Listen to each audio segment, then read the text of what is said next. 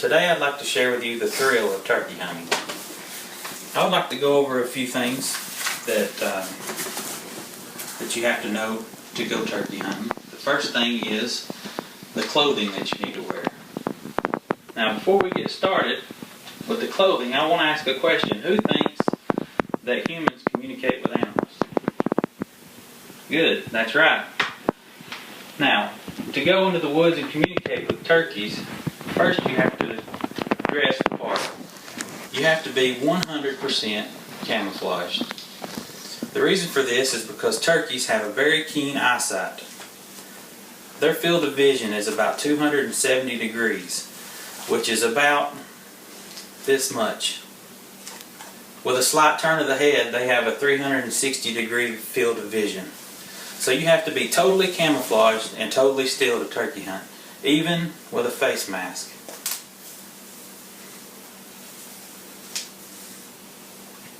You'll have gloves. You'll be totally camouflaged.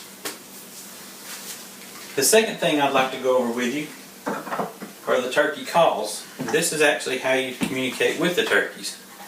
A few of the calls that you could use would be a box call, a slate call, and then there's also a diaphragm call that goes in your mouth. Now, a male turkey is called a gobbler or a tom, and a female turkey is called a hen.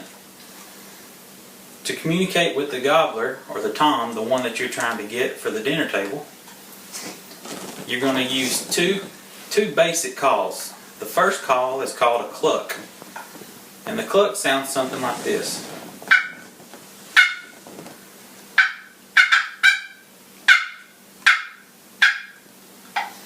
The cluck's used for a locator call when they're out in the field and they're trying to get the flock back together, or just to let other turkeys know that they're in the area. The second call we're going to go over is called a yelp. The yelp is used by the females to call to the males and to get them to come into the flock. And the yelp sounds something like this.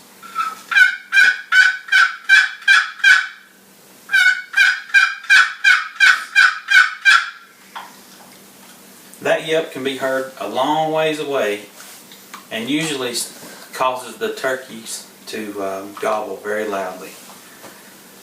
The third thing I want to go over with you is the setup for a turkey hunt. Now, turkey hunt starts way before daylight with the drive and the parking and the getting to your hunting spot. When you finally get to your hunting spot, you want to find a good place where you can set up and be camouflaged up against a big tree and a bush. You want to set your decoys out, the fake turkeys, out in front of you. You want to call very lightly to let the turkeys know that you're in the area, but they think it's another turkey.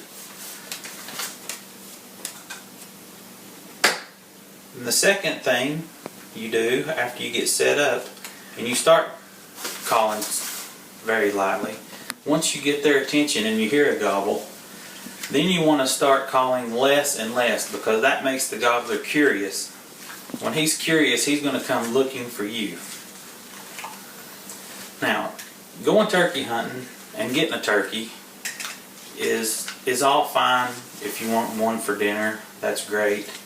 But the thrill of the turkey hunt is all the events that lead up to that point when you actually harvest the turkey. It's practicing with the calls. It's getting your camouflage, working on your skills of being still, calling, your setup, decoys, target practicing. All that stuff comes into play. So, the next time you want to go out and try to turkey hunt, if you do, these are all the things that you will need to know. You'll need to know the clothing, you'll need to know the calls, and you'll need to know the setup. And that's about all I have. And I can make a few calls at the end here for you.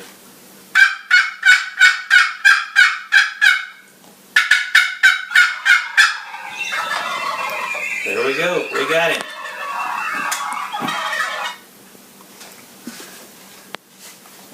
All right, does anybody have any questions? Yes. How do you know the difference between a female and a male? Well, if you'll look at my picture here, the males always have a red head, and they usually have a beard. The females do not have those. Good question. Thank you.